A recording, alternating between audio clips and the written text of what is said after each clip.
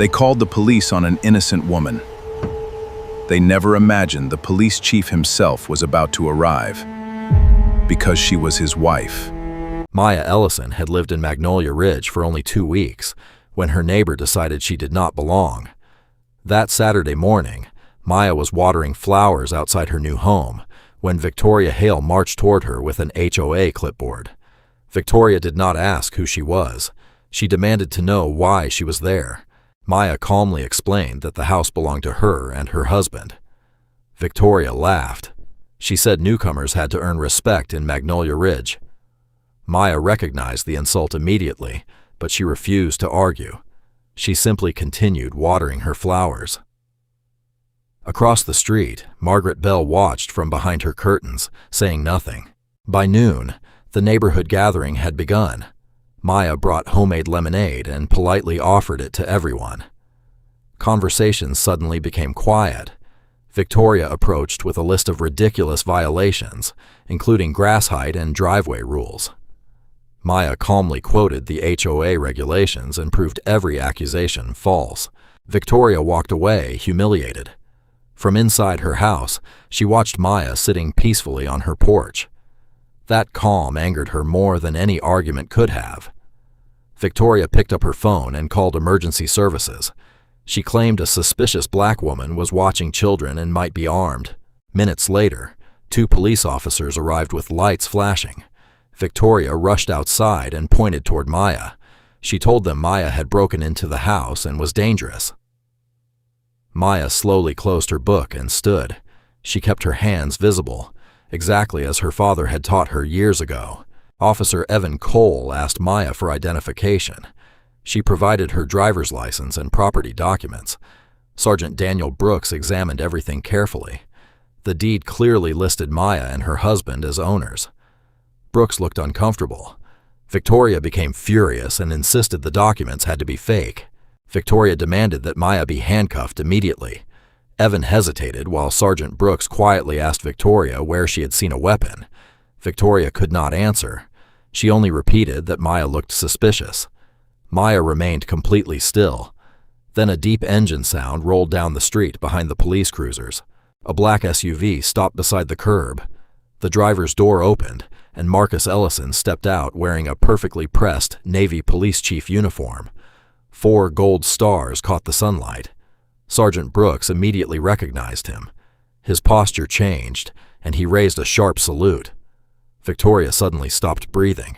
Marcus looked across the street and saw his wife standing beside the officers. He walked past Victoria without acknowledging her.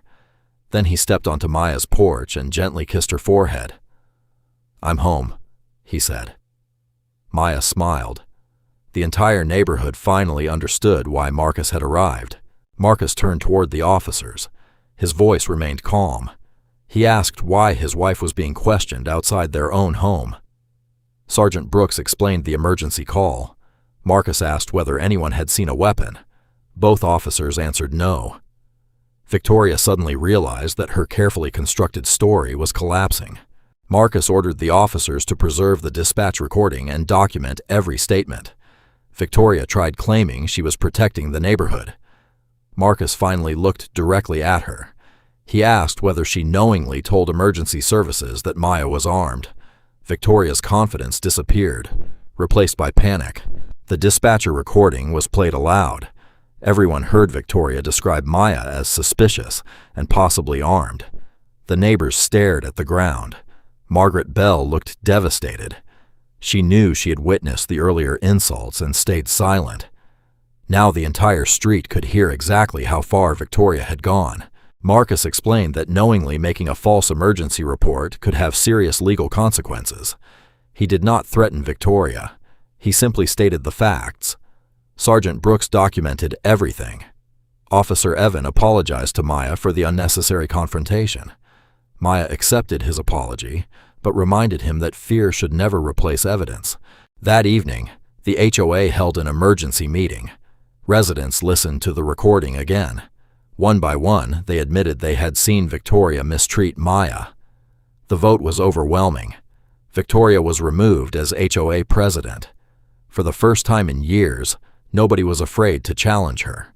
Later that night, Margaret came to Maya's door carrying a warm, homemade pie.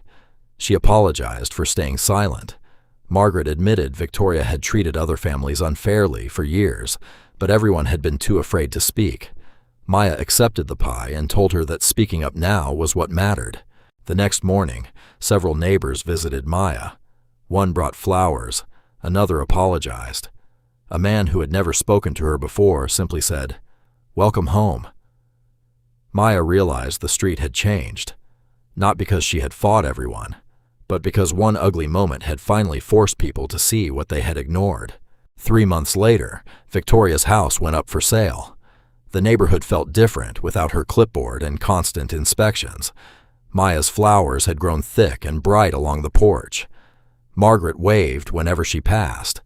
Maya never celebrated Victoria's downfall. She simply enjoyed the peace she had wanted from the beginning. That evening, Marcus sat beside Maya on their porch.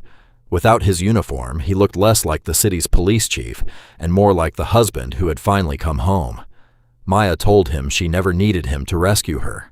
She already had the deed, the truth, and her own courage. Marcus smiled and said he knew. He had not come to save her. He had come because the truth deserved to be heard. Maya looked across Magnolia Ridge and smiled. The woman Victoria had tried to make feel like an outsider was now one of the people helping rebuild the neighborhood. The lesson was simple. Someone can judge you before knowing your story, but they cannot change the truth. Maya never needed permission to belong in her own home. And sometimes the most powerful response to disrespect is staying calm, knowing your rights, and allowing the truth to expose itself.